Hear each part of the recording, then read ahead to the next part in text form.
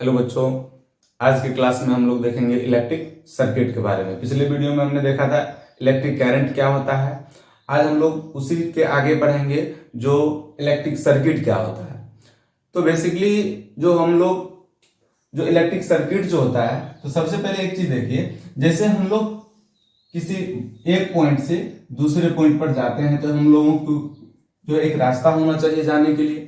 हम लोग एक स्थान से दूसरे स्थान पर जाते हैं तो वहां पे हम लोगों को रास्ता होता है। तो उसी तरीके से इलेक्ट्रिक करंट जब एक पॉइंट से दूसरे पॉइंट पर जाता है तो जो रास्ते जो होते हैं उनके, उसी को हम लोग क्या कहते हैं, इलेक्ट्रिक सर्किट कहते हैं। अब यह रास्ता किस तरीके से होना चाहिए, तो यह रास्ता होना चाहिए कंटिन्यूअस और क्लोज्ड। कंटिन्यूअस और क्लोज मतलब क्या, जो कहीं पे टूटा हुआ नहीं होना चाहिए। अगर कहीं पे टूटा हुआ है तो वह इलेक्ट्रिक करंट वहां पे मूव नहीं कर पाएगा।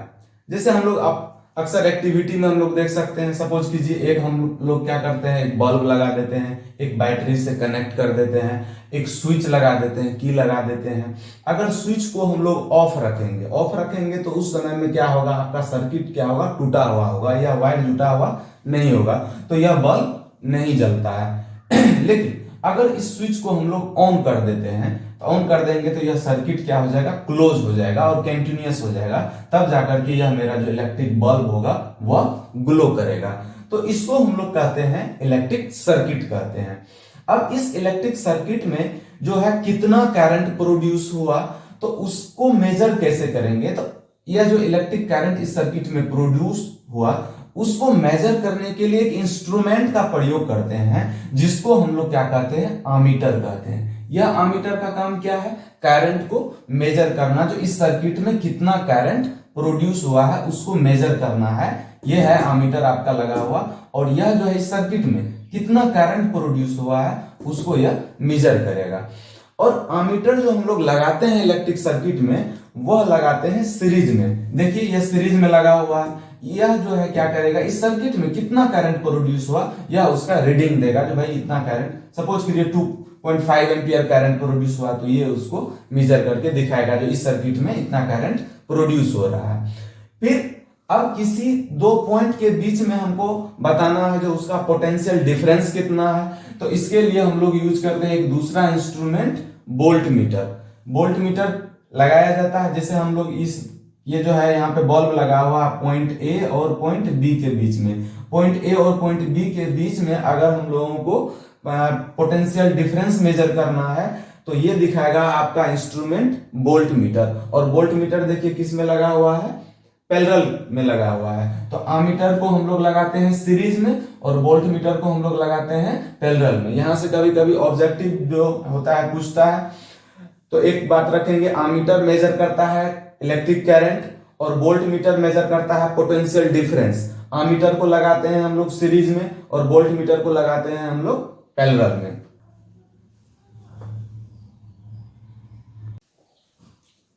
चलिए अब हम लोग देखते हैं सर्किट डायग्राम क्या होता है। तो जैसे अभी हम लोग पढ़े इलेक्ट्रिक सर्किट के बारे में, तो इलेक्ट्रिक सर्किट को हम लोग जो रिप्रेजेंट करते हैं, जो कुछ जैसे इंस्ट्रूमेंट है उसका जो हम लोग सिंबॉलिक रिप्रेजेंटेशन करेंगे, सिस्टमैटिक एक डायग्राम बनाएंगे, उसी डायग्राम को हम लोग क्या कहते हैं, सर्किट डायग्राम।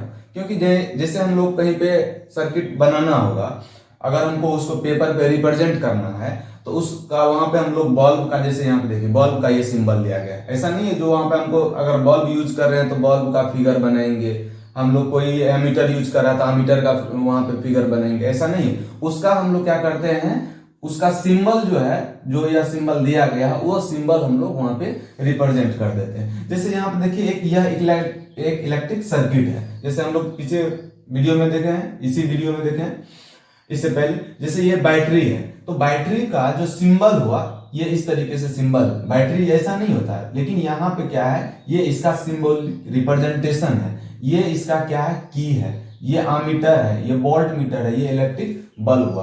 तो यह सर्किट डायग्राम में जो यूज किया गया है, जो कंपोनेंट्स यूज किए गए हैं, कुछ उसके सिंबॉलिक रिप्रेजेंटेशन है। तो आप इसका डेफिनेशन भी देख सकते हैं। जो सर्किट डायग्राम का क्या होता है, a systematic diagram in which different component, अलग अलग तरीके का जो कंपोनेंट यूज किया गया है, जिसका एक सिंबल यूज किया गया है, उसको हम लोग क्या कहते हैं, सर्किट डायग्राम कहते हैं। चलिए कुछ कंपोनेंट्स यहां पे दिए गए हैं, जैसे इलेक्ट्रिक सेल। इलेक्ट्रिक सेल जैसे अगर हम लोग एक ही यूज करते हैं, यहाँ पे ये पॉजिटिव टर्मिनल और एक निगेटिव टर्मिनल, तो इसको हम लोग इलेक्ट्रिक सेल कहते हैं। और बैटरी जो बनता है group of cell, group of cell को हम लोग क्या कहते हैं, बैटरी कहते हैं। बैटरी क्या है, ग्रुप ऑफ सेल है। ग्रुप ऑफ सेल को हम लोग बैटरी कहते हैं। जैसे यहां पे देखिए 1 2 3 3 सेल लगाया गया है, तो इसको हम लोग क्या कर दिए, बैटरी कर दिए। इसका जो है रिप्रेजेंटेशन ये है। उसके बाद स्विच ओपन। स्विच ओपन का मतलब क्या, जो यहाँ पे जो होगा सर्किट ब्रोकन होगा, टूटा हुआ होगा, और जब स्विच ओपन होगा तो यह बल्ब नहीं जलेगा। अभी हम लोग जस्ट देखे हैं, जो यहाँ पे सर्किट जब क्लोज रहता है तब जाकर के करंट का मूवमेंट होता है, लेकिन सर्किट अगर ओपन रहेगा, टूटा हुआ रहेगा, तो यहाँ पे कोई करंट प्रोड्यूस नहीं होगा। स्विच क्लोज, क्लोज का ये सिंबल है। अगर ऐसा आपको दिख जाएगा, यहाँ पे ये डॉट नहीं रहेगा पॉइंट्स, तो समझिएगा ओपन है, करंट नहीं प्रोड्यूस हो रहा है। लेकिन इसमें डॉट अगर दे देंगे, जैसे ये सिंबॉलिक रिप्रेजेंटेशन देखिए, स्विच क्लोज, क्लोज के केसेस में यहाँ पे करंट प्रोड्यूस होगा। ये है इलेक्ट्रिक बल्ब का, देखिए यहाँ पे लगाया गया है, इलेक्ट्रिक बल्ब का ये रिप्रेजेंटेशन है। रेसिस्टेंस यहाँ पे हम लोग यूज नहीं किए हैं, इस सर्किट में हम लोग कर सकते हैं। जैसे यहाँ पे हमने कर एक रेसिस्टेंस इस तरीके से यहाँ पे हम लोग दे सकते हैं। देखिए हम लोग और भी डायग्राम देखेंगे, क्वेश्चन वगैरह देखेंगे, वहां पे ये रिप्रेजेंटेशन आएगा। रेसिस्टेंस, रेसिस्टेंस भी हम लोग पढ़ेंगे क्या होता है रेसिस्टेंस। आमीटर देखिए, और यहाँ पे ये वोल्ट मीटर देखिए। तो ये सर्किट डायग्राम में कुछ जो है कंपोनेंट्स, जिसके सिंबल को आप याद रख सकते हैं। कभी कभी एग्जाम में ऑब्जेक्टिव के तौर पे पूछ भी लेता है, या सर्किट डायग्राम आपको बोल देगा बनाने के लिए, वहां पे कुछ कंपोनेंट्स बोल देगा ये यूज करने के लिए, तो आप सर्किट डायग्राम इस तरीके से बना सकते हैं। नेक्स्ट हम लोग देखते हैं, चलिए अब हम लोग देखते हैं electric potential and potential difference. Electric potential क्या चीज होता है, चलिए देखिए। जब कोई चार्ज किसी दूसरे चार्ज को इन्फिनाइट पोजीशन से किसी गिवन पोजीशन पर लाएगा, तो कुछ ना कुछ वर्क करेगा। जितना वह वर्क करता है वही उस चार्ज के लिए क्या कहलाता है, इलेक्ट्रिक पोटेंशियल कहलाता है। तो डिफरेंट डिफरेंट चार्ज अगर होगा, इसका जो जितना चार्ज डेंसिटी है, अलग अलग अगर चार्ज डेंसिटी है, तो उसका पोटेंशियल भी अलग अलग होगा। मतलब क्या, पोटेंशियल एक तरीके का क्या है, एनर्जी है। मतलब यह जो वर्क कर रहा है, सपोज कीजिए ये चार्ज है क्यू, क्यू चार्ज को इसने इन्फिनाइट पोजीशन से किसी गिवन पोजीशन पर लाया, तो कुछ ना कुछ वर्क तो किया होगा। जितना वह वर्क करता है यह चार्ज, यही इसका क्या कहलाता है, इलेक्ट्रिक पोटेंशियल कहलाता है। अब इनका अगर हम लोग यूनिट देखेंगे, तो जो पोटेंशियल का जो यूनिट होगा, तो बेसिकली जो वर्क का यूनिट होता है, तो वर्क का यूनिट का मतलब जूल होता है। तो इलेक्ट्रिक पोटेंशियल का भी यूनिट क्या हो जाएगा, जूल हो जाएगा। आप ऐसे याद रख सकते हैं। पोटेंशियल डिफरेंस, अब देखिए क्यू चार्ज को लाने में जितना वर्क किया, उसको हमने बोला electric potential.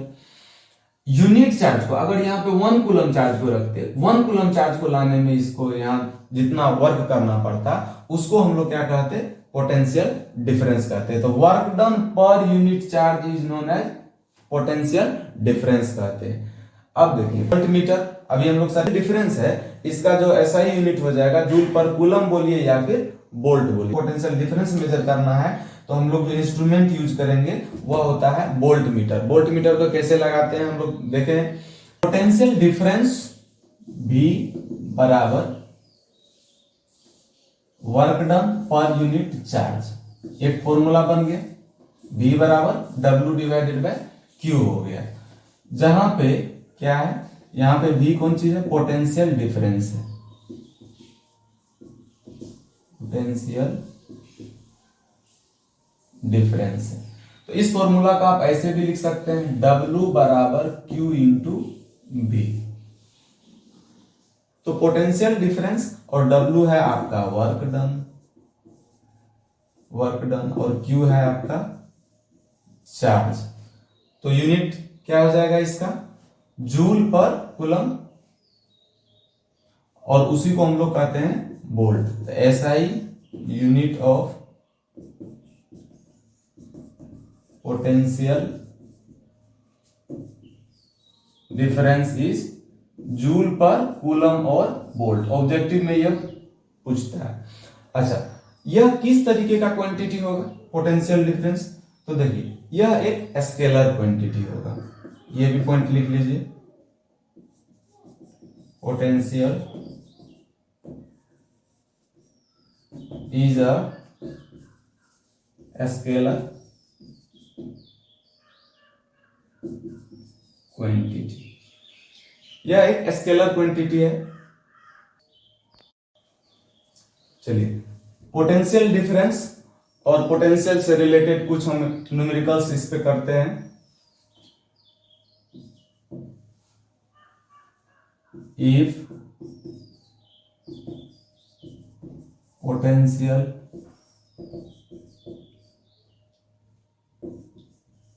Difference between two point is 100 volt, find work done on 2 coulomb charge. अब सपोज कीजिए हमको क्या दिया हुआ है, यहाँ पे सिंपल क्वेश्चन है, पोटेंशियल डिफरेंस दिया हुआ है, कितना है 100 वोल्ट है, और चार्ज कितना दिया हुआ है 2 कूलम दिया हुआ है। तो हमको पूछ रहा है यहाँ पे वर्क डन क्या होगा। जस्ट अभी हम लोग रिलेशन में देखे V बराबर क्या होता है W डिवाइडेड बाई Q, तो यहाँ से W बराबर Q इंटू V हो जाएगा। तो W बराबर हो जाएगा Q का मान 2 और V का मान 100, तो 200 जूल हो जाएगा।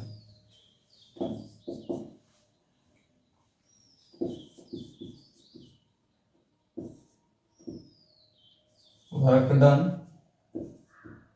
Bye taking 10 milli coulomb, 10 coulomb charge from point A to B is 400 joule. Find potential difference. चलिए, इस न्यूमेरिकल्स को देखिए। इसमें आप देखिए क्या दिया हुआ है,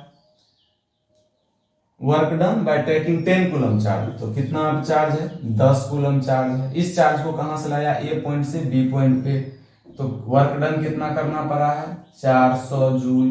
तो हमको पूछ रहा है पोटेंशियल डिफरेंस क्या होगा दोनों पॉइंट के लिए, भी पूछ रहा है। तो बी बराबर क्या कहेंगे, वर्क डन पर यूनिट है, work done per unit joule, work done per unit coulomb. तो वर्क डन कितना हो गया 400 डिवाइडेड बाय क्यू का मान 10, तो ये हो जाएगा 40 जूल पर कूलम, या इसी को हम लोग कहेंगे वोल्ट। चलिए, नेक्स्ट हम लोग देखेंगे ओम्स लॉ के बारे में अगले वीडियो में। तो यह वीडियो कैसा लगा, आप हमारे वीडियो को लाइक करें, सब्सक्राइब करें हमारे चैनल को, ताकि हम लोग और इससे रिलेटेड जो है वीडियो डालते रहें। Thank you.